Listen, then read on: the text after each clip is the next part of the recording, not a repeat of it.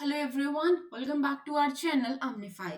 सो हम कर रहे हैं अपनी अप्रैल मंथ की विजन आईएएस की मैगजीन को टारगेट, जिसमें हम करेंगे आज आरपीडब्ल्यूडी एक्ट को, rights of person with disabilities act 2016। Right, इसको हम लोग देखने वाले हैं, ये क्या एक्ट है क्या नहीं है। और देखो, ये वाली चीजें ना आपको प्रीलिम्स में यहाँ पे कम काम आए, लेकिन मेंस में आपको बहुत काम आएंगे। आपको यहाँ से पॉइंटर्स मिल जाएंगे, तो नोट डाउन कर लेना। नोट डाउन भी नहीं करना है, ठीक है, इसको पीडीएफ फॉर्म में आपको ऐसे रखना है, या फिर इसको फिजिकल फॉर्म में अगर आपको चाहिए तो आप इसको ऑर्डर कर सकते हो, अमेजोन वगैरह से मिल जाता है।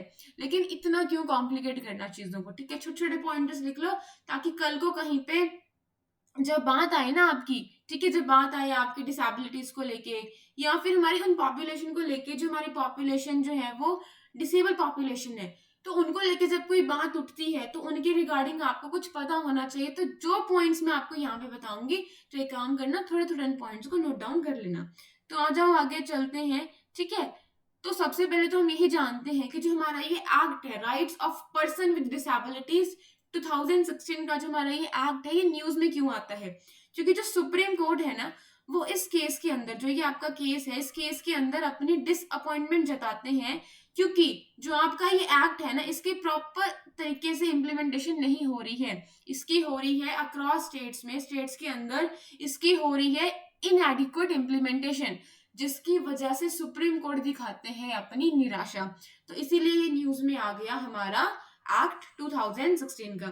इसको जानना इतना इंपॉर्टेंट नहीं कि न्यूज में क्यों आया, बट जानना ये इंपॉर्टेंट है कि ये है क्या, ठीक है। अब ये पर्सन विद डिसेबिलिटीज क्या होते हैं क्या नहीं होते हैं, तो पहले हमें यही समझना है। तो आ जाओ, आगे बढ़ते हैं। अब देखो देखो, सबसे पहले ना इस चीज को नोट डाउन कर लेना, ये आपको मेंस की आंसर राइटिंग करने में बहुत हेल्प करेगा जब आपकी बात आएगी पर्सन विद डिसेबिलिटी के रिगार्डिंग आंसर लिखने की। तो 2.21% जो हमारे टोटल पॉपुलेशन है, वो क्या है? पर्सन विद डिसेबिलिटीज है, ठीक है, डिसेबल पॉपुलेशन है हमारी इतनी। अब अगर टोटल 100 लोग हैं, ठीक है, अगर 100% टोटल लोग हैं, तो उसमें से 2.21% क्या है? हमारे डिसेबल लोग हैं। अब इसमें से भी 69%, अब ये अपने आप में 100% हो गया ना, अब इसमें से भी 69% ऐसे हैं जो गांव वाले एरियाज में रहते हैं, और 56% ऐसे हैं जो मेल हैं, ठीक है। इसके 69% रहते हैं गांव वाले एरिया में, और इसके 56% क्या है? मेल है। और 21% क्या है? टोटल पर्सन विद डिसेबिलिटीज में से टोटल 21% है आपके 60+, ठीक है, जो कि एल्डरली है। समझ में आया? तो इस डेटा को आप लोग नोट डाउन कर लेना। और ये डेटा किसके हिसाब से है? सेंसस 2011 के हिसाब से ही हमें डेटा जो है वो मिला है। अब कल को आप जो अपना क्वेश्चन लिख रहे हो, ठीक है, तो आप लिख सकते हो एज पर द सेंसस, अपना इंट्रोडक्शन स्टार्ट कर सकते हो, ऐसे इंट्रो दे सकते हो अपने आंसर में। As per the census 2011, 69% of the PwDs live in the rural areas. ठीक है, कोई अगर बात उठती है इनके लेके, तो उस हिसाब से आप अपने आंसर को क्या कर सकते हो? फॉर्म कर सकते हो। तो आ जाओ, कोर्ट ने ऑब्जर्व करा, द कोर्ट नोटेड दैट कि जैसे आपकी जो स्टेट्स हैं, आंध्र प्रदेश होगी, छत्तीसगढ़ हो गया, यूपी हो गया, पंजाब हो गया, त्रिपुरा हो गया, यूटी होगी चंडीगढ़ की, तो ये लोगों में ना, मतलब इन एरियाज में, इन स्टेट्स में, इन यूटी में क्या हो रहा है, जो ये एक्ट है, इसके प्रोविजंस को अच्छे से इम्प्लीमेंट नहीं करा जा रहा। ये स्टेट्स या फिर ये यूटी कहीं ना कहीं पे लैग कर रही हैं इस एक्ट के प्रोविजंस को इम्प्लीमेंट करने में, ठीक है। जैसे कि अपॉइंटमेंट ऑफ स्टेट कमिश्नर, तो ये माना जाता है, मतलब ये कहा गया है कि हर एक स्टेट के पास में एक कमिश्नर जो है वो होना चाहिए, मतलब हर एक स्टेट को एक कमिश्नर जो है वो अपॉइंट करना चाहिए। क्यों अपॉइंट करना चाहिए? सो दैट कि वो देख पाए कि जो ये आरपीडब्ल्यूडी आपका एक्ट है, इसकी सही तरीके से इम्प्लीमेंटेशन हो पा रही है या फिर नहीं हो पा रही। तो देखा जा रहा है बहुत सारी स्टेट्स नहीं कर पा रही हैं अपॉइंटमेंट ऑफ स्टेट कमिश्नर्स की, ठीक है, ये उसमें लैग कर रही है, इस प्रोविजन को इम्प्लीमेंट करने में कहीं ना कहीं पीछे रह रही है, जिसकी वजह सुप्रीम कोर्ट क्या है आपके नाराज देखने को हमें मिल रहे हैं। ऐसे करके आप इसको याद कर लो। दूसरा, और कौन से प्रोविजन में लैग कर रही है? Creation of states fund for PWD, ठीक है, तो स्टेट्स को सेटअप करना पड़ता है फंड, ठीक है, किनके लिए? पीडब्ल्यूडीज के लिए, सो दैट कि इन लोगों की हेल्प कर पाए, जो पर्सन विद डिसेबिलिटीज है इनकी हेल्प कर पाए। तो इसीलिए स्टेट्स को क्या करने की जरूरत है? सेटअप करने की जरूरत है फाइनेंशियल रिसोर्सेज को, ठीक है। एक स्टेट फंड को क्रिएट करने की जरूरत है सो दैट इन पीडब्ल्यूडीज की वो क्या कर पाए, हेल्प कर पाए। लेकिन बहुत सारे स्टेट्स क्या है, इस फंड को क्रिएट नहीं कर पा रही हैं, इस फाइनेंशियल रिसोर्स को सेटअप नहीं कर पा रही हैं। ठीक है, तो यहाँ पे वो लैग कर रही हैं। और कहाँ पे लैग कर रही हैं, formation of assessment boards for disability certificates. तो जो स्टेट्स हैं और जो ये यूटी है चंडीगढ़ वाली, ठीक है, ये लोग कहाँ पे ला कर रहे हैं, ये लोग फॉर्म नहीं कर पा रहे हैं असेसमेंट बोर्ड्स को। अब ये असेसमेंट बोर्ड्स क्या करते हैं, यही डिटरमाइन करते हैं, ठीक है, यही देखेंगे कि किस इंडिविजुअल को सर्टिफिकेट मिलना चाहिए डिसेबिलिटी का या फिर नहीं मिलना चाहिए। ठीक है, तो ये रिस्पॉन्सिबल होती हैं असेस करने के लिए, responsible for assessing individual determine if they qualify for disability certificates or not। ठीक है, और बहुत सारे states, many states have not do not have these boards। ठीक है, बहुत सारे states के पास ये boards नहीं है, जिसकी वजह से यहाँ पे आ रही है दिक्कत इस एक्ट के प्रोविजंस को इम्प्लीमेंट करने में। अगली कौन सी चीज है, एस्टेब्लिशमेंट ऑफ स्पेशल कोर्ट्स। तो बहुत सारे स्टेट्स में क्या है, और जो ये आपकी यूटी है, ये क्या नहीं एस्टेब्लिश कर पा रहे हैं, स्पेशल कोर्ट्स एस्टेब्लिश नहीं कर पा रहे हैं। अब जो ये स्पेशल कोर्ट्स होते हैं, ये क्या करते हैं, ये हैंडल करते हैं जो आपके केस होते हैं, जो आपके केस आते हैं राइट्स को लेके या इनके इश्यूज को लेके, आपके पर्सन विद डिसेबिलिटीज को लेके, तो उन सारे मुद्दों को ये आपके स्पेशल कोर्ट है वो देखते हैं। लेकिन बहुत सारी स्टेट्स ने क्या करा है, उनके पास है ही नहीं है। So many states have not set up these। ठीक है, many states do not have these kind of special courts। इसकी वजह से एक्ट्स के इन वाले प्रोविजंस को इम्प्लीमेंट करने में आ रही है दिक्कत। बोला गया है कि एक्ट का प्रोविजन है, पर आपके पास ये चीजें है ही नहीं, आप कर ही नहीं पा रहे हो, तो क्या हो रही है, यहाँ पे इम्प्लीमेंटेशन में प्रॉब्लम आ रही है, आप लैग कर रहे हो इम्प्लीमेंट करने में। मैं बार बार रिपीट इसलिए करती हूँ क्योंकि बहुत सारे बच्चों को लैंग्वेज समझ में नहीं आती, और बहुत सारे बच्चों के लिए बिल्कुल न्यू है, पहली बार पढ़ रहे हो, उनको बिल्कुल भी नहीं पता कि ये कौन सा एक्ट है कौन सा एक्ट नहीं है, या पर्सन विद डिसेबिलिटीज क्या होते हैं क्या नहीं होते हैं ना। होता है यार, जब हम बिल्कुल इस जर्नी को स्टार्ट करते हैं ना, तो अपने आप को इन्फीरियर मत मानो कि यार उसको पता है मुझे कैसे नहीं पता, अब ये स्पेशल कोड तो पता होना चाहिए क्या होता है, अब ये असेसमेंट बोर्ड में पता होना चाहिए क्या होता है। अरे कोई बात नहीं, नहीं पता तो कौन सी बड़ी बात है, मैं आपको बता रही हूँ ना, टेंशन मत लो, ठीक है, हो जाएगा। एक एक चीज मैं आपको ऐसे पढ़ा रही हूँ ना, मैं ये मान के चल रही हूँ, मैं उस बच्चे के हिसाब से यहाँ पे पढ़ा रही हूँ ना जिसको बिल्कुल भी नहीं पता कि स्पेशल कोड्स क्या होते हैं, स्टेट कमिश्नर्स क्या होते हैं, क्यों अपॉइंट करने चाहिए। ठीक है, तो टेंशन मत लो, वीडियो मेरी लंबी जरूर हो सकती है, लेकिन कॉन्सेप्ट में आधा पूरा कभी नहीं पढ़ाती हूँ, पूरी अपनी जान लगाती हूँ कि मैं आपको एक एक वर्ड का, यहाँ पे वो ऐसा लिखा है तो वहां पे क्यों लिखा है उसका मतलब मैं आपको समझा पाऊँ। सो वीडियो लंबी हो सकती है, बट कभी भी कंटेंट के साथ में कॉम्प्रोमाइज में नहीं करती। तो आ जाओ वापस, अब कोर्ट ने डायरेक्ट करा है इन स्टेट्स को, ठीक है, कोर्ट ने बोला है इन स्टेट्स को, the court directed all such states to implement, इन सारी स्टेट्स को, जो ये आपकी यूटी है चंडीगढ़ वाली, इसको भी बोला है कि इम्प्लीमेंट करो various provisions of the act by June 30 जून तक आपको क्या करना है, इन प्रोविजंस को मतलब इम्प्लीमेंट करना है। while also directing the Ministry of Social Justice and Empowerment to update the code with status of compliance। अभी स्टेटस ऑफ कंप्लायंस क्या होता है, मतलब ये देखा जाए कि जो मान लो सुप्रीम कोर्ट ने ऐसा करने को बोल दिया, ठीक है, अब ऐसा जैसे मान लो आपकी मैम ने बोला, आपके प्रिंसिपल ने बोला कि स्कूल में ना सफाई रहनी चाहिए, क्लासरूम्स में बिल्कुल भी शोर नहीं होना चाहिए, कूड़ा वूड़ा बिखरा नहीं होना चाहिए, तो ये रूल बन गया। तो अब उसको चेक करा जाएगा कि उस रूल को अच्छे से फॉलो करा भी जा रहा है या फिर उसको माना भी जा रहा है या फिर नहीं माना जा रहा, मतलब उस रूल को ओबे करा जा रहा है या फिर नहीं करा जा रहा। ठीक है, तो मतलब कि रूल्स अच्छे से फॉलो करे जा रहे हैं या फिर नहीं करे जा रहे, तो मिनिस्ट्री ऑफ सोशल जस्टिस और एम्पावरमेंट को इसका जिम्मा दिया गया है कि आप कोड को अपडेट करो, ठीक है, with the status of compliance, किन रूल्स को फॉलो करा भी जा रहा है या फिर नहीं करा जा रहा। ये स्टेट्स जो है, जो आपके कोर्ट ने आप बोला है, कोर्ट की बात को मान रही है या फिर नहीं मान रही, तो ministry of social justice and empowerment को बोला गया है कि आप करोगे कोर्ट को update with the status of compliance. I hope आपको समझ में आया, ठीक है।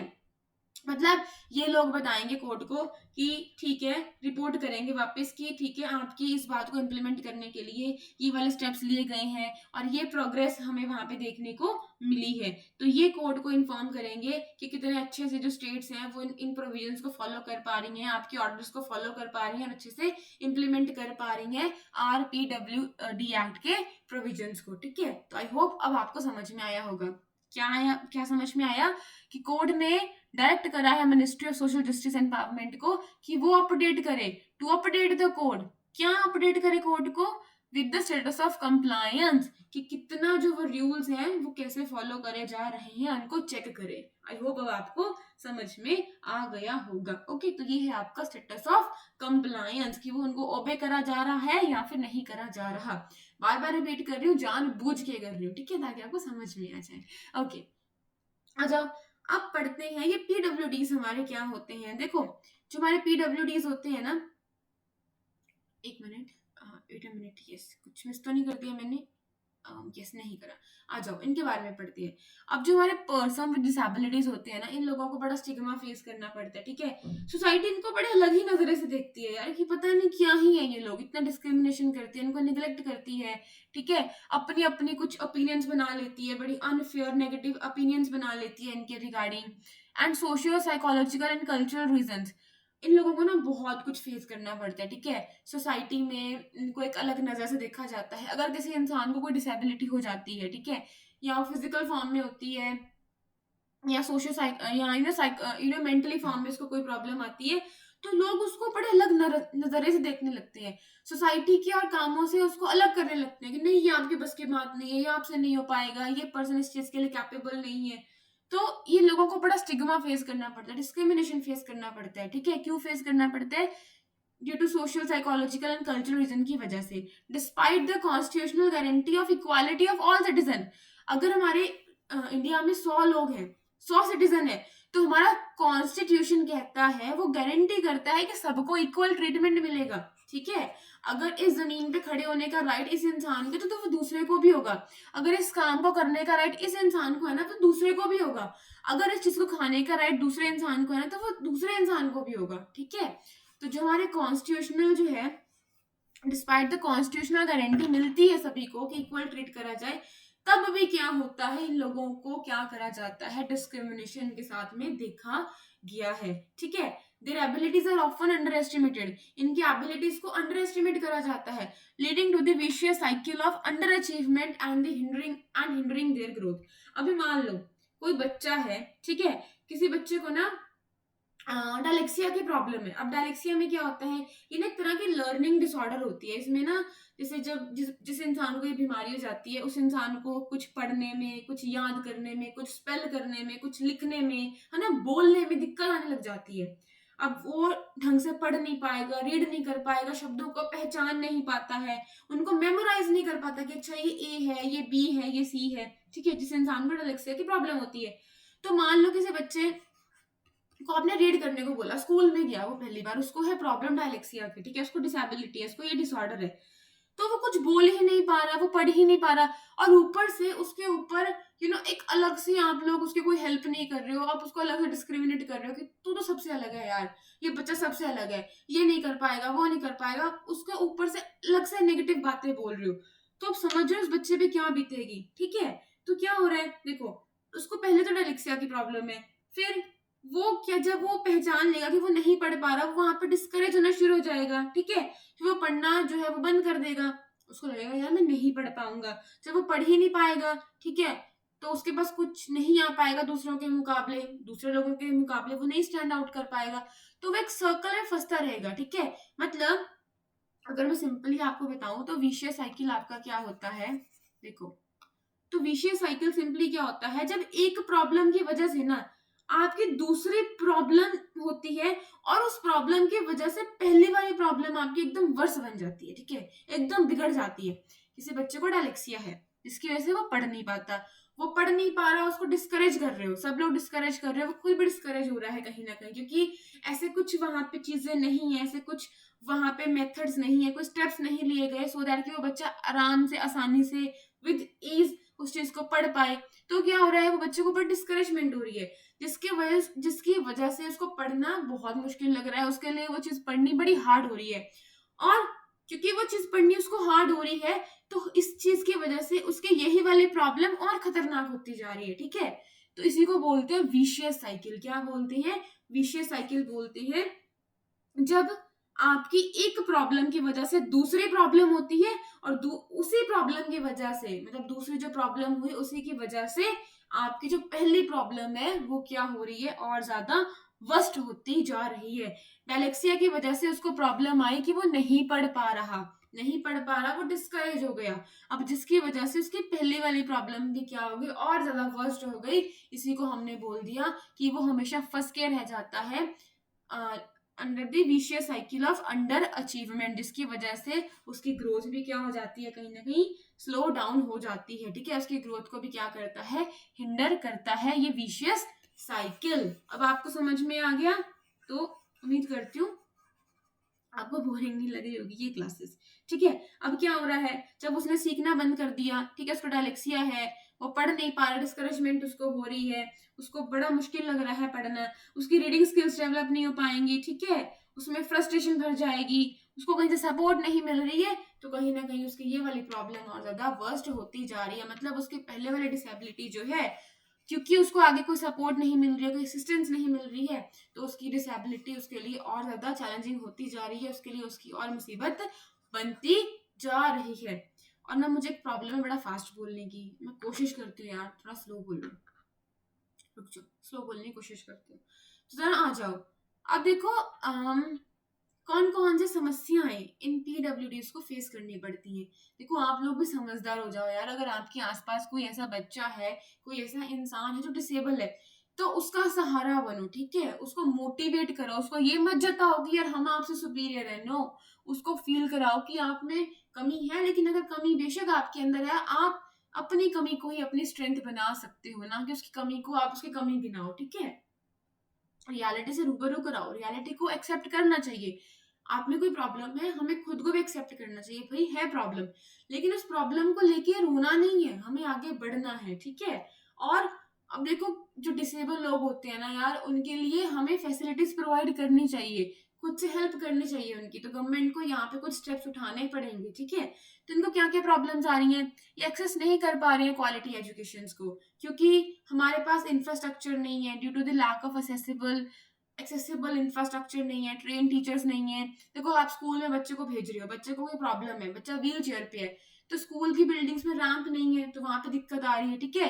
किसी बच्चे को मान लो दिखाई नहीं देता है, तो वहां पे ट्रेन टीचर्स आपको चाहिए उसको पढ़ाने के लिए, वैसा टीचिंग मटेरियल चाहिए, और भी बहुत सारे ऐसे रिसोर्सेज हैं जो स्कूल में चाहिए, जो उस बच्चे को सपोर्ट कर पाए, ठीक है। जो पीडब्ल्यूडीज हैं, आपकी जो पर्सन विद डिसेबिलिटीज हैं, फेस करते हैं difficulties in assessing appropriate and affordable health care. इनको हेल्थ केयर भी नहीं अफोर्डेबल मिल पाती है, ठीक है। बड़े महंगे महंगे इलाज होते हैं इनके, including rehabilitation, assistive devices and specialised care. इनको केयर भी नहीं मिल पा रही है, ठीक है, ये प्रॉब्लम आ रही है। अब डिवाइसेस कैसे, किसी को सुनाई नहीं दे रहा है तो उसके लिए अलग से डिवाइस होगा, ठीक है, वो चाहिए। तो बहुत बहुत बहुत ज्यादा क्या आ रही है, प्रॉब्लम आती जा रही है। इसीलिए देखो रिहैबिलिटेशन क्या होता है, एक तरह की ना आपकी एक सपोर्ट होती है, जो आप एक्स्ट्रा सपोर्ट देते हो, समझ में आया। तो प्रॉब्लम ना ये आती जा रही है, आप स्कूल्स में जा रहे हो, आप अपने बच्चे को स्कूल में भेज रहे हैं, उस इंसान को स्कूल में भेज रहे हो, उसको प्रॉब्लम है, तो वहां जाके वो नहीं पढ़ पा रहा, क्योंकि वहां पे वो डिवाइसेस नहीं है जो उसको चाहिए, वाक्य में जो उसकी हेल्प करे, वो डिवाइसेस वहां पे देखने को मिलते नहीं है। तो जिसकी वजह से बच्चा वहां पे क्या कर जाता है, वहां पे लैग कर जाता है। तो मैं आपको ये समझाने की कोशिश कर रही हूँ कि जो पीडब्ल्यूडीज है ना हमारे, उनको अप्रोप्रिएट और अफोर्डेबल हेल्थ केयर नहीं मिल रही है, जैसे कि आपकी रिहेबिलिटेशन, एक्स्ट्रा जो हेल्प है वो उनको नहीं मिल पा रही है वहां पे, ठीक है, जो उनको एक चाहिए ना, जैसे और लोग हैं, तो और लोगों के मुकाबले उनको एक अलग से एक एक अलग उनको केयर चाहिए, एक ट्रेंड उनको केयर चाहिए, समझ पा रहे हो। तो रिहैबिलिटेशन में उनकी एक्स्ट्रा केयर आती है, यहाँ पे ट्रेंड प्रोफेशनल्स आपको देखने को मिलते हैं, जो उनके लिए ही होते हैं, एक पर्टिकुलर पर्सन के लिए जो है, एक पर्टिकुलर डिसेबिलिटी के लिए जो है ना, वो जो डिवाइसेस बनाए जाते हैं, वो सपोर्ट सिस्टम बनाया जाता है। आई होप मैं आपको समझा पा रही हूँ, ठीक है। आप आगे आ जाओ। जो PWDs हैं और जो उनकी फैमिलीज है वो एक्सपीरियंस करती हैं पॉवर्टी को, ठीक है, इकोनॉमिक मार्जिनलाइजेशन को due to the limited employment opportunities, additional expenses and assistive devices. अब ये गरीबी में क्यों आ जाते हैं, ये लोग गरीबी से क्यों घिर जाते हैं? देखो, जो जो इनको हेल्प करने के लिए डिवाइसेस होते हैं ना, जो इनको असिस्ट करने के लिए डिवाइसेस होते हैं, उन पे ही इनकी एक्सपेंस लग जाते हैं, इनका खर्च वही हो जाता है। अब किसी का बच्चा डिसेबल है, मान के चलो, ठीक है, किसी के पास नॉर्मल बच्चा है, किसी का डिसेबल बच्चा है, तो आप देखोगे कि मैक्सिमम जो उनका खर्च है ना बच्चे को असिस्ट करने के डिवाइसेस पे ही लग जाता है, ठीक है। अब मान लो किसी फैमिली में बहुत सारे लोग डिसेबल है, तो उनको एम्प्लॉयमेंट की अपॉर्चुनिटीज नहीं मिल पाती हैं, जिसकी वजह से वो किस में घिर रह जाते हैं, पॉवर्टी का शिकार हो जाते हैं।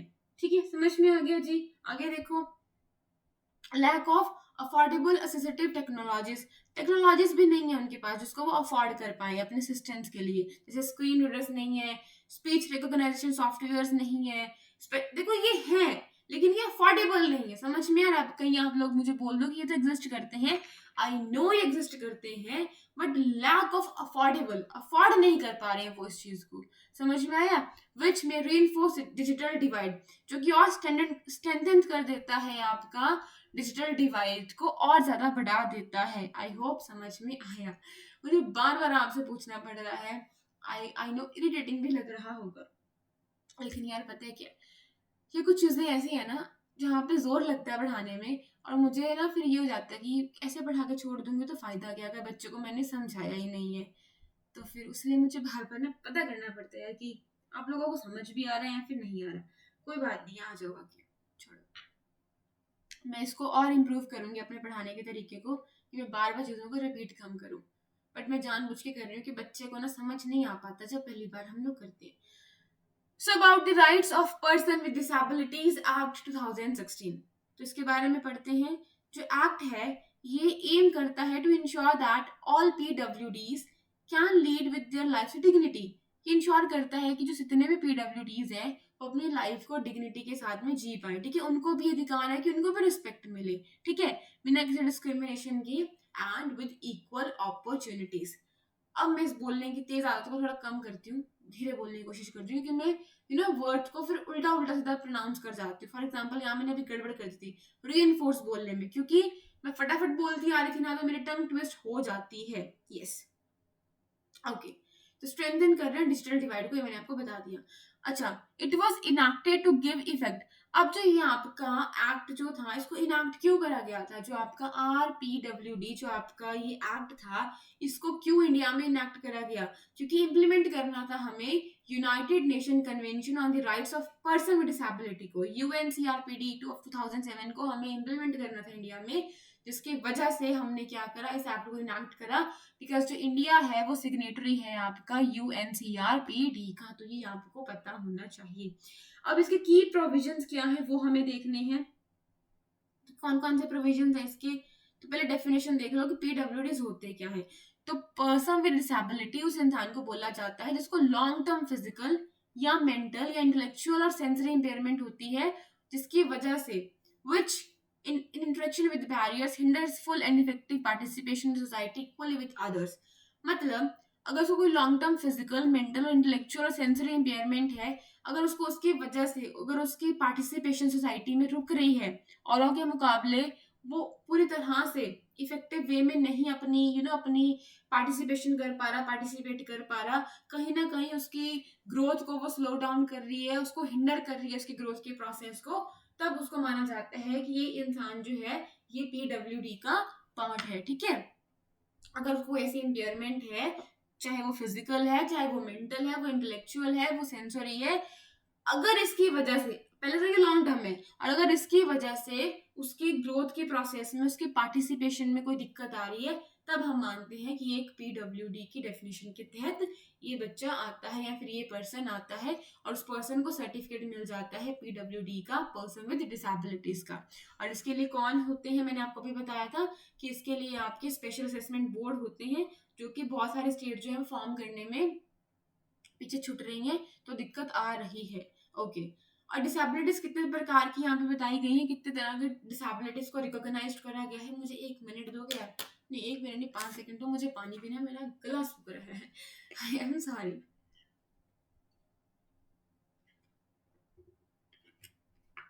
बोलते बोलते ना यार बड़ा जोर लग जाता है सच्ची में। जब हम खुद से पढ़ते हैं ना तब हमें इतना एहसास नहीं होता, लेकिन जब हम बोल रहे होते हैं ना तो मेरा बिना गला यूं हो जाता है, पता नहीं क्या हो रहा है, तभी मेरा मुंह सूखता है और फिर मेरे वर्ड्स नहीं निकल पाते हैं मुंह से। I am sorry. आ जाओ। तो 21 टाइप्स की डिसेबिलिटीज को रिकॉग्नाइज करा गया है, ठीक है, जिसमें कि एसिड अटैक्स भी इंक्लूड है। एसिड अटैक्स वाले जो विक्टिम्स हैं उनको भी पीडब्ल्यूडी के अंदर जो रिकॉग्नाइज करा गया है। तो यहीं से क्वेश्चन आ जाएगा कि बच्चों बताओ कि जो एसिड अटैक के विक्टिम्स हैं उसको इन डिसेबिलिटीज के अंदर रिकॉग्नाइज करा गया है। सो आपका आंसर रहेगा यस, उनको रिकॉग्नाइज करा गया है। एंड इंटेलेक्चुअल डिसेबिलिटीज को भी करा गया है एंड मेंटल इलनेस को भी करा गया है। मैं फिर से पानी पी रही हूँ।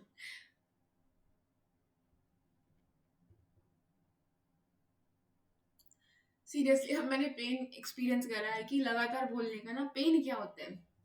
अभी तो मैं आपके लिए रिकॉर्ड कर रही हूँ, इससे पहले मैंने आपके लिए एनसीईआरटी पे रिकॉर्ड करी है एंड फिर वैसे भी बोलना होता है ना घर में भी, तो उसकी वजह से। ओके आ जाओ। Okay, so enumerates rights of पीडब्ल्यूडी, कौन सी राइट्स को लिस्ट डाउन करता है हम लोग वो देखते हैं। ओके, जो गवर्नमेंट है वो रिस्पॉन्सिबल होती है फॉर इंश्योरिंग पीडब्ल्यूडीज। जो गवर्नमेंट, जो आपकी गवर्नमेंट है वो रिस्पॉन्सिबल है कि वो इंश्योर करती है कि जो आपके पीडब्ल्यूडीज है ना वो इंजॉय कर पाए right to equality, life with dignity and respect, ठीक है, कि उनका वो जो हमने उनको राइट दिया है, जो संविधान ने, जो कॉन्स्टिट्यूशन ने उनको राइट दिया है इक्वालिटी के साथ में जीने का, ठीक है, दूसरों के साथ में इक्वल, मतलब जो दूसरों को मिल रहा है वो उनको मिल रहे, जो राइट टू इक्वालिटी दिया है वो इसको इंश्योर करती है आपकी गवर्नमेंट कि वो उनको मिल पा रहा है या फिर नहीं मिल पा रहा, वो उसको एंजॉय कर पा रहे हैं या नहीं कर पा रहे, तो उस चीज को वो इंश्योर करती है। एंड लाइफ विद डिग्निटी, ठीक है, एंड रिस्पेक्ट के साथ वो जी पाए। प्रोटेक्शन करती है अब्यूज से, क्रुएलिटी से, इनह्यूमन ट्रीटमेंट से, वायलेंस एंड एक्सप्लॉयटेशन से। अदर राइट्स में आता है right to home and family, reproductive rights, ठीक है, accessibility in voting and the right to own और इनहेरिट प्रॉपर्टी। इसमें समझाने वाली कोई बात नहीं है, तो ये कुछ राइट्स हैं जिसको लिस्ट डाउन करा जाता है पीडब्ल्यूडीज की, right. Persons with benchmark disabilities, persons with bench, अच्छा मैंने आपको ऊपर का बता दिया, छुट्टा देने था ना कोई। ओके ओके, तो अगला प्रोविजन देखो, पर्सन्स विद बेंचमार्क डिसेबिलिटीज। अब ये बेंचमार्क डिसेबिलिटीज क्या है? It refers to a person जिसको एटलीस्ट 40% ऑफ स्पेसिफाइड डिसेबिलिटी है, whether it defined in measurable terms, चाहे तो वो मेजर कर पा रहे हो उसको, और not as certified by the relevant authority, ठीक है, जब तक आप उसको मेजर कर पा रहे हो या किसी एक रेलेवेंट अथॉरिटी ने क्या कर दिया, उसको सर्टिफाइड कर दिया है। ओके, 40% ऑफ स्पेसिफाइड डिसेबिलिटी अगर है तो उसको बोला जाएगा कि पर्सन जो है वो बेंचमार्क डिसेबिलिटी के साथ में है। ओके, एंड ये देख लो पहले कि स्पेशल प्रोविजंस क्या है जो पर्सन हैं बेंचमार्क डिसेबिलिटी वाले, जो पर्सन हैं, ठीक है, उनके लिए स्पेशल प्रोविजंस क्या है। तो एजुकेशन में पहला प्रोविजन है उनके लिए फ्री एजुकेशन है 6 एज से लेके 18 ईयर तक। एटलीस्ट 5% रिजर्वेशन है government and government aided higher education institutions में। एम्प्लॉयमेंट की में देखें तो 4% जो है वो एटलीस्ट रिजर्वेशन मिलते हैं गवर्नमेंट जॉब्स में। एज रिलैक्सेशन मिलती है, ओके, जो गवर्नमेंट एग्जेम्प्ट करती है any government establishment from this provision. Government में except any government establishment from this provision, वो गवर्नमेंट की मर्जी है। ओके, इंसेंटिव्स क्या है? इंसेंटिव टू प्राइवेट सेक्टर, तो गवर्नमेंट जो है वो कर सकती है, गवर्नमेंट में incentivise employers in private sector to ensure that कि जो एटलीस्ट 5% जो है ना उनकी जो वर्क फोर्स है वो पीडब्ल्यूडीज रहे। अभी प्राइवेट सेक्टर वालों को कुछ मिलेगा तभी ये लोग इन लोगों को मौका देते हैं, है ना। तो अगर ये लोग अपने वर्क फोर्स में 5% ये लोग रखते हैं, मतलब पीडब्ल्यूडी की पॉपुलेशन रखते हैं, तब गवर्नमेंट क्या करती है, इनको इंसेंटिवाइज करती है। ओके, हाई सपोर्ट, तो प्रोविजन है for high support to person जिसको बेंचमार्क डिसेबिलिटी है, जिसको जरूरत है हाई सपोर्ट की। आगे आ जाओ अभी।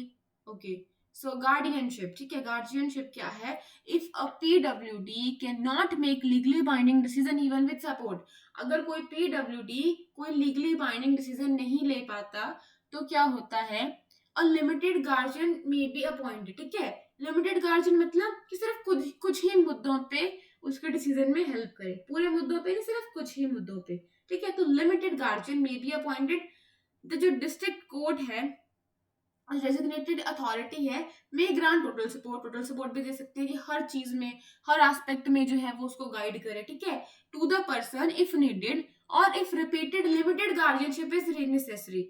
मतलब किसको, जिस पर्सन की जरूरत होती है, इफ रिपीटेड, अगर बार बार भी चाहिए बट लिमिटेड चाहिए, मतलब कुछ ही मुद्दों पे चाहिए, हर एक चीज पे नहीं चाहिए, तो वो उसको प्रोवाइड कर दी जाती है। कौन करता है, द डिस्ट्रिक्ट कोर्ट या फिर डेजिग्नेटेड अथॉरिटी क्या करती है, या तो टोटल सपोर्ट कर देती है ग्रांट, या फिर रिपीटेड लिमिटेड गार्डियनशिप, अगर उसको बार बार चाहिए बट लिमिटेड चाहिए, समझ में आया, तो वो भी उसको कर देती है। अब लिमिटेड गार्डियनशिप क्या है, एक जॉइंट डिसीजन मेकिंग सिस्टम है जो कि बेस्ड है म्यूचुअल अंडरस्टैंडिंग में and trust between guardian and the PwDs, ठीक है। ये क्या होता है, it follow the PwDs will, मतलब अगर कोई इंसान है, पर्सन में डिसेबिलिटी वाला ये इंसान है, ठीक है, इसकी विल को ही फॉलो करेगा एंड लिमिटेड डिसीजंस लेगा and limited to specific period, decisions and situations. अब मैं आपको कैसे समझाऊं इसको एग्जांपल के साथ में। अभी यार कोई इंसान है, ठीक है, वो नहीं लीगली तौर पे फैसला ले पा रहा, तो उसको एक गार्जियन जो है ना वो सौंप दिया जाएगा, ठीक है। उसको क्या कर दिया जाएगा, उसको एक लिमिटेड गार्जियन जो है वो प्रोवाइड कर दिया जाएगा, जो मतलब उसके विल के हिसाब से उसके लिए क्या लेगा, उसके लिए फैसले लेगा, ठीक है। वो उसको बार बार भी उसकी मदद कर सकता है, लेकिन वो उसके हिसाब से है, उसको लिमिटेड टाइम के लिए दिया जा रहा है, जब तक उसको चाहिए, ठीक है, लिमिटेड फैसलों के लिए चाहिए, लिमिटेड सिचुएशन के लिए चाहिए, तो वो उसको प्रोवाइड कर दिया जाता है। और अगर आपसे किसी ने पूछा लिमिटेड गार्डियनशिप क्या होती है, तो एक ज्वाइंट डिसीजन मेकिंग सिस्टम होता है जो कि एक म्यूचुअल अंडरस्टैंडिंग पे बेस्ड होता है, ठीक है, ट्रस्ट के ऊपर बेस होता है, एक गार्जियन की और एक पीडब्ल्यूडी के बीच में, तभी तो ये इसके बिहाफ पे फैसला ले पा रहा है ना, इसके लिए फैसला ले पा रहा है, एक स्पेसिफिक पीरियड में डिसीजन ले पा रहा है, मतलब लिमिटेड डिसीजन ले पा रहा है, जरूरी नहीं कि हर फैसला लेगा, नो, जितना उसने बोला है उतने ही एस्पेक्ट्स में उसके लाइफ के वो क्या कर सकता है, प्रॉब्लम्स पे या इश्यूज पे वो उसके लिए उसके बिहाफ पे डिसीजन ले सकता है, ठीक है। Social security mandates the government to formulate necessary programs to safeguard the rights of PWDs for an adequate standard of living to enable them to live independently or in the community। तो ये कुछ भी नहीं है, ठीक है, mandate करते हैं गवर्नमेंट को कि ऐसे वो फॉर्मुलेट करे कुछ प्रोग्राम्स को जो सेफ गार्ड करे इन लोगों के राइट्स को, ठीक है, for an adequate standard of living, ठीक है, और एनेबल करे ये लोग भी कि इंडिपेंडेंटली रह पाए। ओके, आगे आ जाओ। अब क्या कारण है कि इसकी सब ऑप्टिमल इम्प्लीमेंटेशन हो रही है, सब ऑप्टिमल इम्प्लीमेंटेशन का मतलब क्या है कि पूरी तरह से, ठीक है, मतलब अच्छे से जो है ना इसको एग्जीक्यूट नहीं करा जा रहा, अच्छे से इसकी इम्प्लीमेंटेशन नहीं हो पा रही है, जितना अच्छे तरीके से इसको करना चाहिए, मतलब इफेक्टिवली जो है इसकी मतलब इम्प्लीमेंटेशन नहीं हो पा रही है, इसको एग्जीक्यूट नहीं करा जा रहा, ठीक है। मतलब सिंपली बोलूं मैं तो ढंग से जिस हिसाब से इम्प्लीमेंट करना चाहिए, जिस हिसाब से, ठीक है, उसको एग्जीक्यूट करना चाहिए, प्लान को, प्रोग्राम को, लॉ को, प्रोविजंस को, वो नहीं हो पा रहा। तो क्या कारण है सब ऑप्टिमल इम्प्लीमेंटेशन के, तो हम लोग अभी वो देखेंगे। मैंने आपको ऊपर का बताया नहीं, अच्छा हाँ, अदर प्रोविजंस क्या है इस एक्ट के, सो दैट कि इस एक्ट की अच्छे से इम्प्लीमेंटेशन हो पाए, ठीक है। Other provision act for the effective implementation, तो पहला है फाइनेंशियल सपोर्ट, ये क्या हो गया मेरे पेन को, okay, financial support, creation of national and state funds की क्रिएशन की बात की गई है, ठीक है, कि सपोर्ट कर पाए पीडब्ल्यूडीज को। मैंने आपको अभी भी बताया स्टेट्स प्रॉब्लम कर रही है, वो नहीं कर रही है, वो लैक कर रही है, यहाँ पे चीफ कमिश्नर्स की बात हो रही है, ठीक है, कि अपॉइंट करे जाए सेंट्रल एंड स्टेट लेवल पे, they are mandated to take step including suo motu to safeguard the rights of PwDs, मतलब कि उनको आगे अथॉरिटी से नहीं लेना पड़ेगा, वो खुद ही वहां पर डिसीजन ले सकते हैं कि अच्छा, मतलब किसी से उन्होंने लिया तो उनको आगे नहीं देखना पड़ेगा, वो खुद ही कि ये करा है तो उसके लिए वो फैसला ले सकते हैं अगर किसी को पाया कि इनके साथ में कोई कर रहा है प्रॉब्लम, ठीक है, आया समझ में। अब देखो आगे, एडवाइजरी बोर्ड्स, एक मिनट रुको, मेरे पेन को क्या हो गया, वेट अ मिनट, ये कई बार ना चलते चलते दिक्कत कर जाते हैं। ओके, सो आपको क्या बता रही थी, मैं कहाँ पे थी, वहाँ क्या बता रही थी मैं आपको, अच्छा, they are mandated to take steps including the suo motu to safeguard the rights of PwDs. ठीक है, अगर मान लो किसी इंसान को इन्होंने पाया ना कि वो इन मतलब ऑफेंस कर रहा है, कोई क्राइम कर रहा है, इन पर्सन के मतलब इन पर्सन के राइट्स को वायलेट कर रहा है, कोई ऑफेंस कमिट कर रहा है, तो ये क्या कर सकते हैं, उस पर्सन के खिलाफ क्या कर सकते हैं, लीगल प्रोसीडिंग्स को कंडक्ट कर सकते हैं। ठीक है, जो वो ऑफेंस को करता हुआ पाया गया।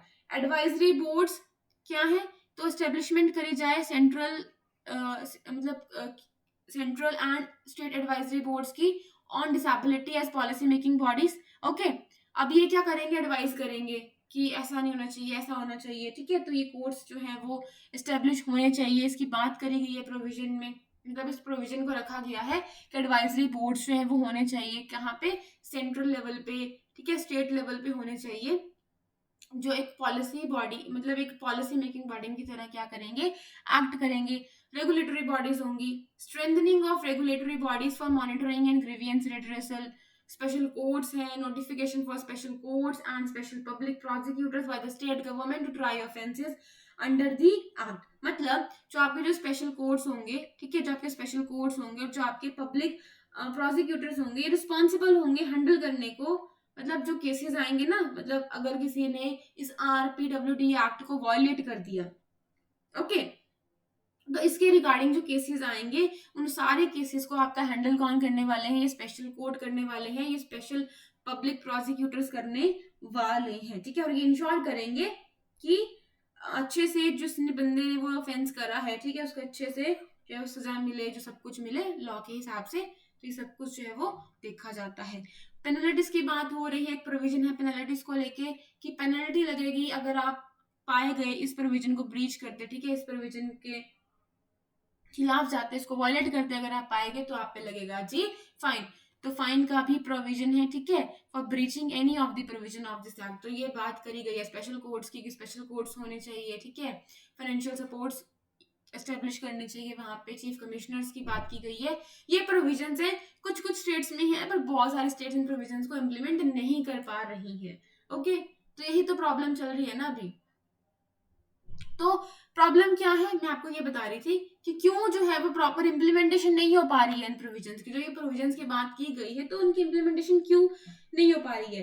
तो पहला तो कारण है इनएडिक्वेट एलोकेशन ऑफ रिसोर्सेज। ठीक है, तो पहला रीजन क्या है, इनएडिक्वेट एलोकेशन ऑफ रिसोर्सेज।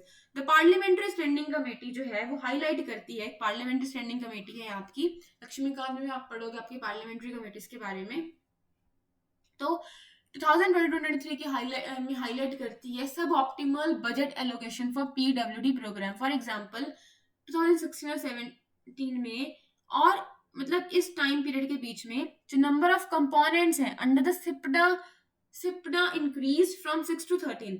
ठीक है, ये बढ़ गए हैं, मतलब जो स्कीम है for implementation of persons and responsibilities, ठीक है, sorry, scheme for implementation of persons, ठीक है, विद डिसेबिलिटीज, जो एक्ट है आपका जो सिप्डा है ये, ठीक है, इसके कंपोनेंट्स बढ़ गए हैं, 16 से 13 हो गए हैं, लेकिन बजट नहीं मिल रहा। अब मैं आपको कैसे बताऊं, देखो समझाती हूँ। मान लो आपके पास इनकम अभी भी 100 रुपए का, मैं आपको बजट दे रही हूँ, ठीक है। अब इस 100 में मैंने पहले आपको बोला कि आपको ना सिर्फ ना 6 तरह के खाने बनाने हैं, ठीक है, मतलब कि आपको सिर्फ 6 तरह के खाने बनाने हैं, 6 प्रकार का खाना बनाना है आपको, तो ठीक है जी, कोई प्रॉब्लम नहीं है।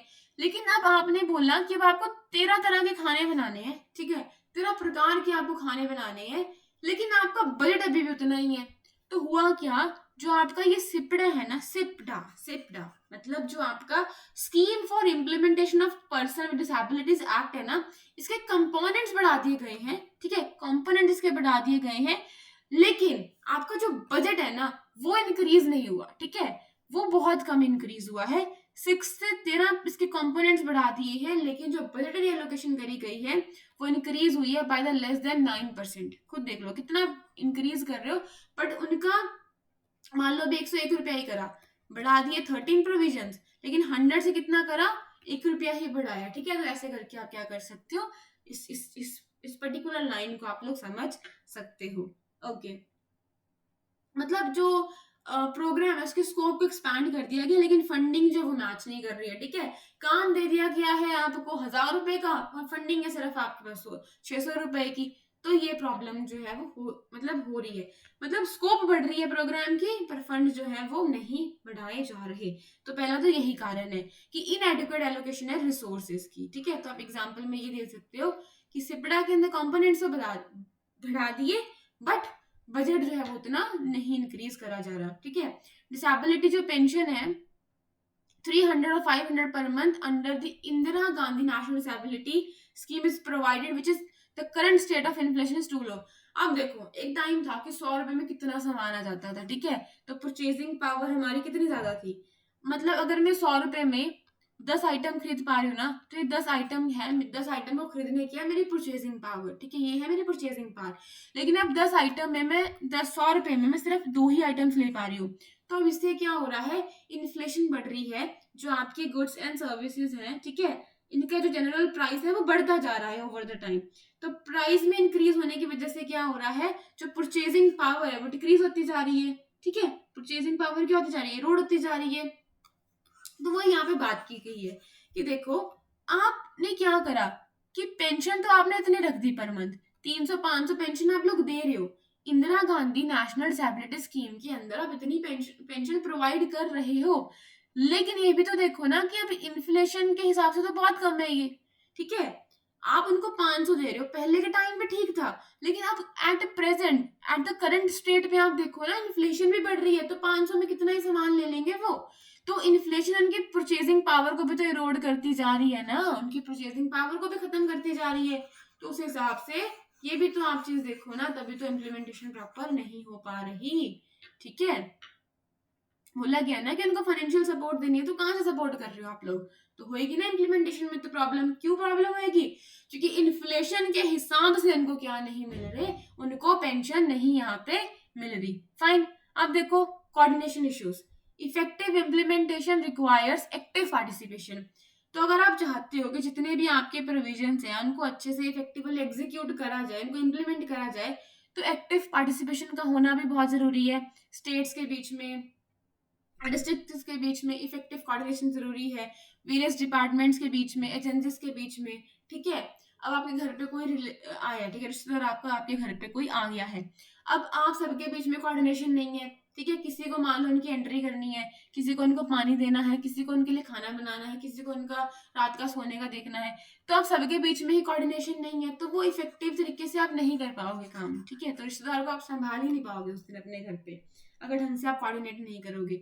तो वही है, तो अगर स्टेट्स हो गए, स्टेट्स के डिपार्टमेंट हो गए बीच में, ठीक है, डिपार्टमेंट्स हो गए, एजेंसीज होगी, अगर वो अच्छे से कोऑर्डिनेट नहीं कर पाएंगी तो बहुत ज्यादा क्या आएगी, डिफिकल्टी आती है। ठीक है, ये कोऑर्डिनेट नहीं कर पा रहे हैं, जिसकी वजह से क्या हो रहा है, इम्प्लीमेंटेशन इन प्रोविजंस की नहीं हो पा रही है। सो क्या बोल रही है ये लाइन, इफेक्टिव इम्प्लीमेंटेशन जो है, इफेक्टिव इम्प्लीमेंटेशन करने के लिए चाहिए एक्टिव पार्टिसिपेशन स्टेट्स की। ठीक है, लेकिन क्यों नहीं हो पा रही है, क्योंकि उनके कोऑर्डिनेशन बनाने में दिक्कत आ रही है।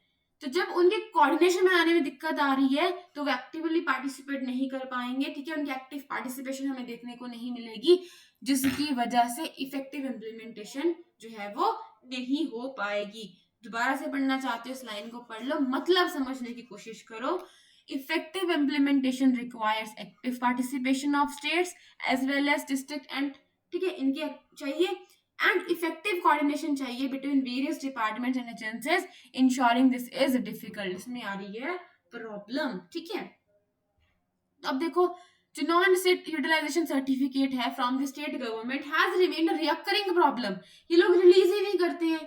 ठीक है, अब यहाँ पे नॉन स्टेट आप मान के चलो, कैसे बताऊं मैं, एग्जाम्पल समझाऊं आपको, एग्जाम्पल सोचने तो मुझे पहले तो आप ये समझ लो कि यूटिलाइजेशन सर्टिफिकेट क्या होता है। मैंने आपको 100 रुपए दे दिए, ठीक है, अब आप मुझे ना एक 80 रुपए का सर्टिफिकेट दे रहे हो कि अमन ये सर्टिफिकेट है, यहाँ पे मैंने लिखा है कि मैंने 80 रुपए कहाँ कहाँ पे कैसे कैसे मैंने खर्च करे हैं। ठीक है, तो ये होता है कि जो आपको फंड मिले हैं आपने उनको कैसे यूटिलाइज करा है। ठीक है, तो यूटिलाइजेशन सर्टिफिकेट क्या होता है, ये एक तरह का सर्टिफिकेट है जो ये दिखा रहा है कि आपने मनी को ऐसे ऐसे क्या करा है, आपने उस चीज को इस्तेमाल करा है। जो आपको फंड्स एलोकेट करे गए थे, आपने उन फंड्स का ऐसे जो है वो एलोकेट जो है वो मतलब ऐसे जो उन एलोकेटेड फंड्स का आपने जो है वो यूज करा है, उनका इस्तेमाल करा है। ओके, अब देखो जब मैंने यहाँ पे लिख दिया the non receipt of utilisation certificates, तो यहाँ पे वो फेलियर दिखा रहा है, ठीक है, कि जो स्टेट्स है ना वो रिलीज नहीं कर पा रही है। क्या नहीं कर पा रही है? अपने इस यूटिलाइजेशन सर्टिफिकेट को रिलीज नहीं कर पा रही है। मतलब एक ऐसी सिचुएशन पैदा होगी है जहां पे जो फंडिंग अथॉरिटी है उसको डॉक्यूमेंटेशन नहीं मिल रही है। फंडिंग अथॉरिटी यहाँ पे कौन है? फंडिंग अथॉरिटी है आपकी सेंटर। सेंटर आपकी फंड कर रही है, ठीक है। तो जब आपकी सेंटर फंड कर रही है आपकी स्टेट गवर्नमेंट्स को, तो उसके पास में सर्टिफिकेट नहीं आ पा रहा कि जिसको उसने फंड करा है उसने उन फंड्स को कैसे यूज करा है, ठीक है, उन फंड्स का कैसे यूटिलाइज करा। अब जिसकी वजह से सेंट्रल गवर्नमेंट दोबारा फंड रिलीज नहीं कर रही है, जब उनको पहले का समझ में नहीं आ रहा कि उन्होंने फंड कहाँ पे इस्तेमाल करे हैं, तो वो दोबारा से इनिशिएटिव नहीं लगी फंड्स को रिलीज करने का, जिसकी वजह से यहाँ पे जो है प्रॉब्लम आपको देखने को मिलेगी, ठीक है। अब देखो क्या है, the non receipt of utilisation certificates, मतलब जो फेलियर आपका देखने को मिल रहा है इन सर्टिफिकेट्स को देने में, डॉक्यूमेंटेशन को देने में from the central government has remained recurring problem. ये बार बार लोग ये प्रॉब्लम कर रहे हैं, नहीं बता रहे हैं कि कहाँ पे उन्होंने क्या यूटिलाइज करा है, जिसकी वजह से जो सेंटर है आपका वो कर रहा है नॉन रिलीज ऑफ फंड्स, ठीक है, उन फंड्स को रिलीज ही नहीं कर रहा, उन फंड्स को इनिशिएट ही नहीं कर रहा रिलीज करने के लिए। ओके, तो मैंने पूरी कोशिश करी है कि आपको ये समझ में आ जाए। रिहैबिलिटेशन सर्विसेज की बात यहाँ पे हम लोग करेंगे, जो एक्स्ट्रा सपोर्ट जो उनको चाहिए उसमें हम लोग देखेंगे, ठीक है। यहाँ पे प्रॉब्लम जो है वो देखी जा रही है। ओके, देखो क्या हो रहा है, और एक और चीज भी है ना, अभी देखो अगर आप उनको बता दोगे कि हमने यहाँ पे पैसा करा है, तो क्या होता है कि अच्छे से ना ध्यान रखा जाता है कि हाँ ठीक है यहाँ पे हमने ये दे दिया, वहां पे हमारा ये वाला काम पूरा हो गया है, तो इसलिए ये बहुत जरूरी है। बट ये स्टेट गवर्नमेंट बड़ी प्रॉब्लम कर रही है, फिर सेंटर जो है वो फंड में प्रॉब्लम कर रहा है आगे जाके, ठीक है।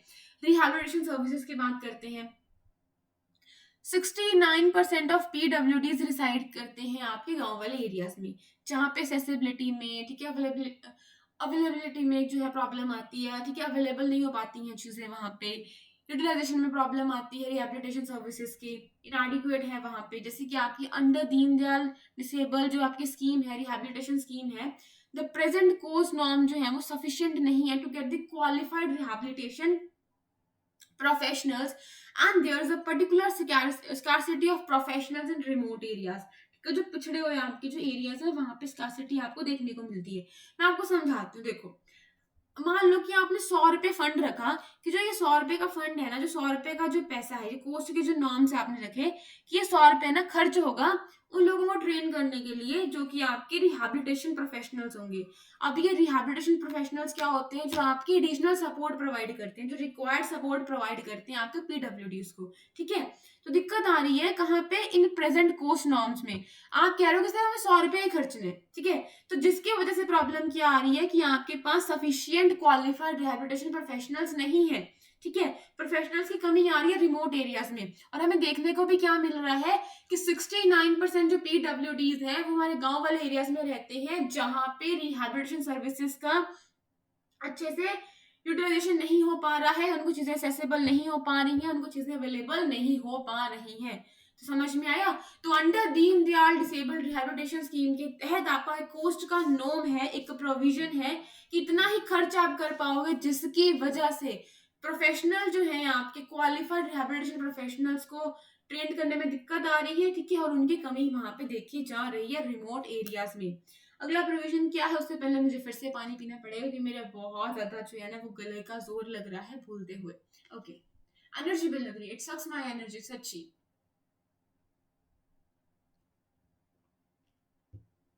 Okay, so hindrance in educational empowerment, ठीक है, यहाँ पे भी इनको स्लो डाउन देखने को मिल रहा है, प्रॉब्लम्स देखने को मिल रहे हैं, बैरियर्स इनको यहाँ पे देखने को मिल रहे हैं। बजटरी एलोकेशन जो है स्कीम्स का, budgetary allocation of schemes meant for educational empowerment has remained stagnant, रुका हुआ है, वो नहीं कर पा रहे हैं ये लोग, ठीक है, और एलोकेशन कर ही नहीं रहे हैं, बड़ी प्रॉब्लम आ रही है।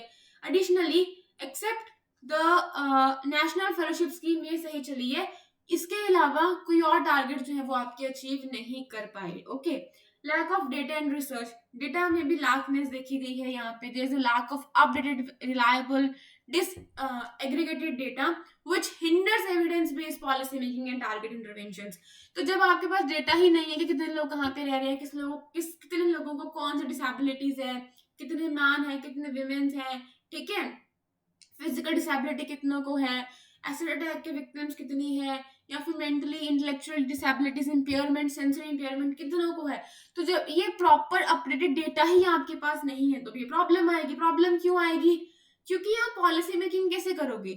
आप देख के ही पॉलिसी बनाओगे ना। टारगेट्स इंटरवेंशन कैसे करोगे? कैसे टारगेट्स बनाओगे आप लोग? किसको आप लोग टारगेट कर रहे हो? यू नो, फिजिकली इम्पेयरमेंट को टारगेट कर रहे हो, किसको टारगेट कर रहे हो? तो जब डेटा ही नहीं है, प्रॉपर रिसर्च ही नहीं हुई है, जिसकी वजह से आ रही है प्रॉब्लम इन प्रोविजंस को इम्प्लीमेंट करने में, ठीक है, इस एक्ट के प्रोविजंस को इम्प्लीमेंट करने में। तो the lack of updated reliable and disaggregated data which hinders evidence based policy making and targeted interventions, यहाँ पे करता है इसको हिंडर। तो वो कैसे इंटरवेंशन कर पाए, टारगेट इंटरवेंशन कैसे कर पाए, किसको वो टारगेट करें, जब उनके पास proper data and proper research ही नहीं है।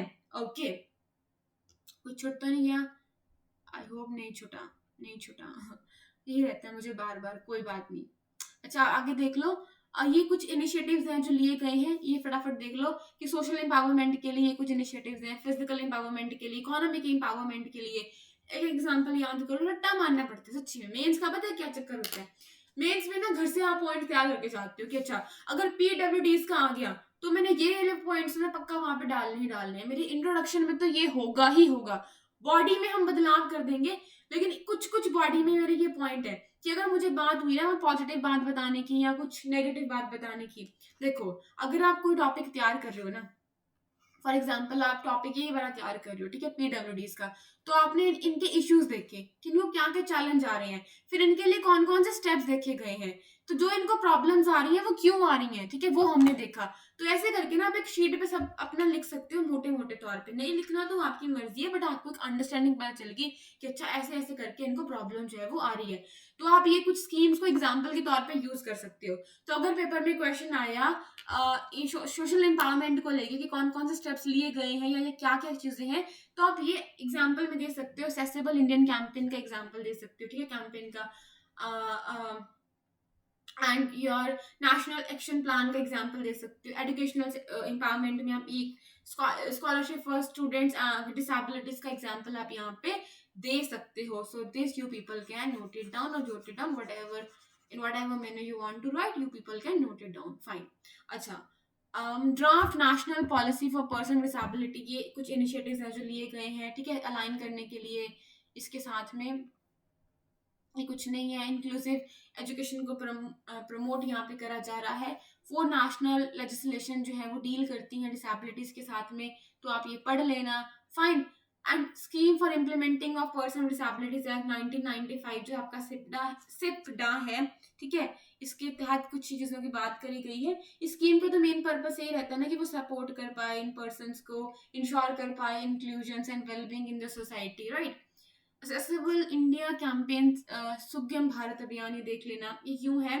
ये लॉन्च करा गया था 2015 में। इसी स्कीम के मतलब देखो ये स्कीम तो एक ब्रॉडर वे में है, ये छोटे छोटे उसके कुछ ऑब्जेक्टिव्स हैं, ठीक है, उसके तहत छोटे ऑब्जेक्टिव्स को फिल करने के लिए चीजें ली गई थी, कुछ स्टेप्स लिए गए थे, बट एक ब्रॉड स्कीम है जो आपकी सिपड़ा है, राइट। एक बहुत ज्यादा ब्रॉड आपकी स्कीम जो है वो देखी जाएगी। फाइन। अब देखो, जो सुगम भारत अभियान था ये 2015 में लॉन्च हुआ था। क्यों हुआ था? To enhance the accessibility of the built environment, transport system and information communication ecosystem, skill development programme, to establish early diagnostic and intervention centres at district.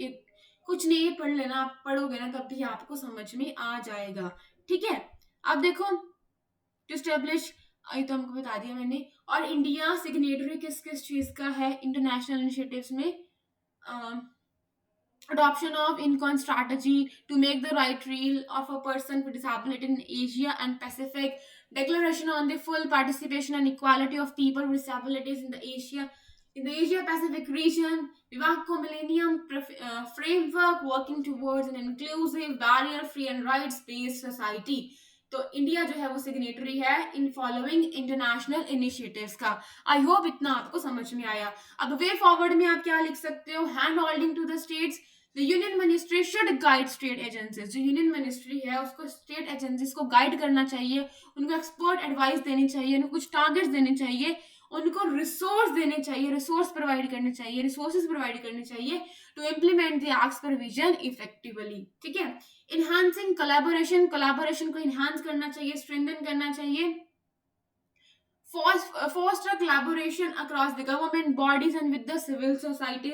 इसमें आपकी एनजीओ आ जाती हैं, डिसेबिलिटीज राइट्स जो ग्रुप है, आपके जो प्राइवेट सेक्टर है जो प्रमोट करता है the rights and inclusion of the PwDs. इनमें कोलैबोरेशन को फोस्टर करना चाहिए, स्ट्रेंथन करना चाहिए, इम्प्रूव करने चाहिए, एक्सेसिबिलिटी इनकॉर्पोरेट करने चाहिए, एक्सेसिबिलिटी क्राइटेरियाज हर central and state level procurement laws and policies में। अब ये प्रोक्योरमेंट का मतलब क्या होता है, इसका मतलब होता है process of purchasing goods and services.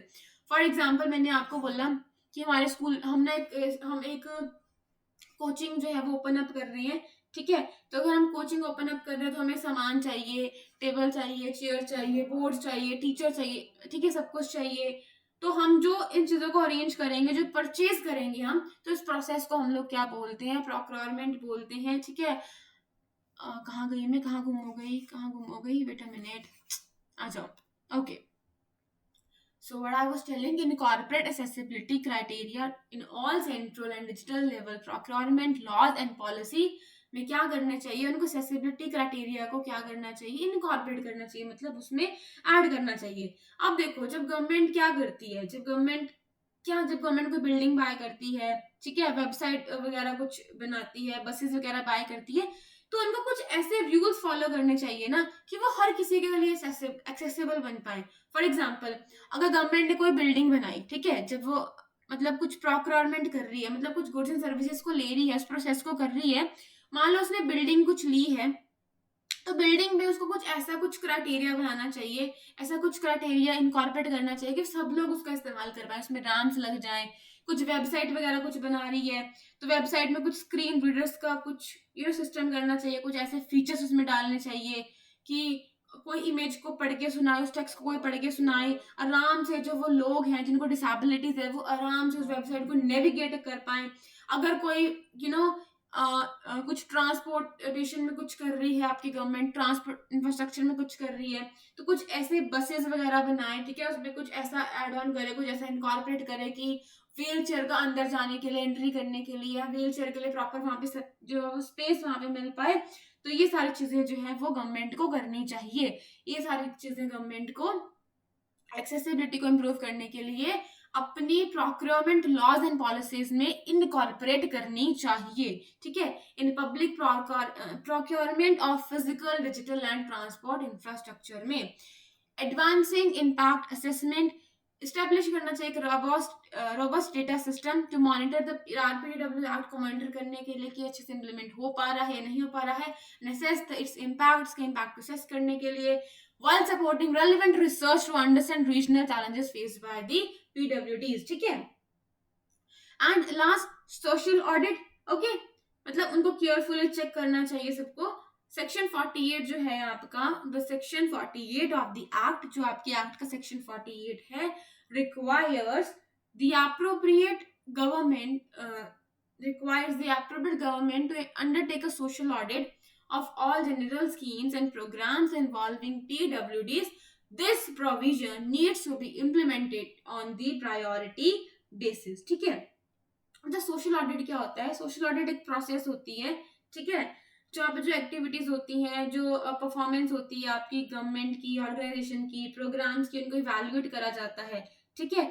और क्यों इवैल्यूएट करा जाता है? To ensure that they meet social, ethical and community standards, right. तो इसमें क्या करते हैं, प्रोग्राम्स को चेक करा जाता है कि जो प्रोग्राम्स बने हैं, जिन लोगों के लिए बने हैं, वो उनको बेनिफिट कर पा रहे हैं या फिर नहीं कर पा रहे। तो इसको बोलते हैं केयरफुली चेक करने को, ठीक है, अच्छे से इवैल्यूएट करने को सोशल ऑडिट। तो आर्टिकल जो 48 है इस एक्ट का, जो इस एक्ट का सेक्शन 48 है, वो यही बोल रहा है कि अच्छे से इन प्रोग्राम्स को केयरफुली जो है वो देखा जाए, ठीक है, जो डिसेबल लोगों के लिए जो कुछ एक्ट्स बने हैं, कुछ जो स्कीम्स बनी है, जो कुछ प्रोग्राम्स बने हैं, इनको ध्यान से देखा जाए। ये देखा जाए कि वाकई में क्या ये डिसेबल लोगों की हेल्प कर पा रहे हैं, जिन लोगों के लिए ये बने हैं। तो इस चीज की यहाँ पे बात की गई है। और जिन लोगों को, ठीक है, and this need to be done urgently, ठीक है, मतलब प्रायोरिटी बेसिस पे जो है वो इनको क्या करा जाए, इम्प्लीमेंट करा जाए, ठीक है। तो यही था आज के लिए। आई होप इतना ही है। Yes, so thanks for tuning in everyone. So I hope आपको समझ में आया होगा। मैंने तो पूरी कोशिश करी है। 1 घंटे से रैम शुरू ऊपर की वीडियो बनी होगी। सो चलो, टाटा, बाय बाय।